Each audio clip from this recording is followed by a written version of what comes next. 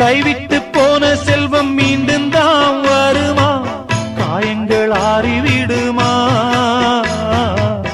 காலம் மாறி வருமா?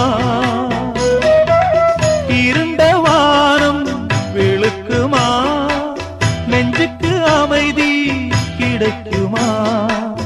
இருண்ட வானம் வெளுக்குமா? நெஞ்சுக்கு அமைதி கிடைக்குமா?